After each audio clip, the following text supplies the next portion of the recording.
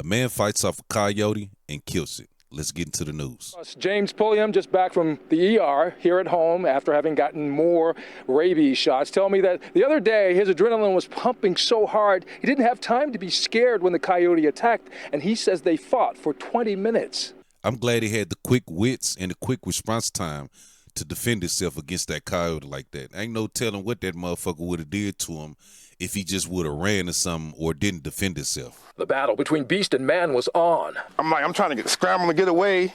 James Pulliam, a 24-year-old, 6'1", 175-pound former athlete versus this wild coyote. The two coming face-to-face Friday evening when James stepped outside to have a smoke here at the Bernie Blessings Apartments on Somerset Drive in Roxborough. You know how hungry or desperate that coyote had to be to attack somebody that tall? Wild animal creeped out of these woods and charged on James. Then I fell, crawled through this little patch right here. I'm throwing rocks and grass, everything I can. Traced his steps Monday by walking us through exactly what, where, and how it all went down. I pinned him down and put my knee on his throat.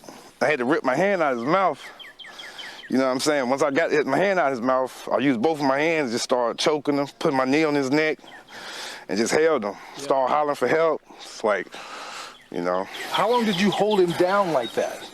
Probably about 20 minutes maybe before the police got here. I had him all the way till the police got here and everything. I'm glad he the one that found the coyote instead of like a elderly person or a little kid or something like that.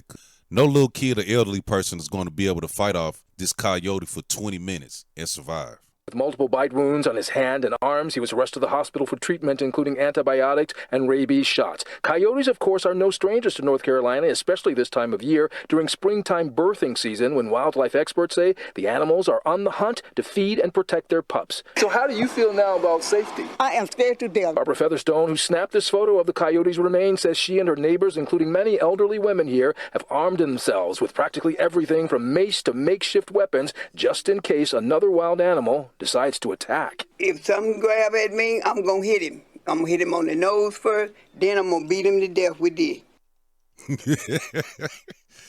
Man, that old lady ain't playing. Then she got a nail in that back, so you know she mean business.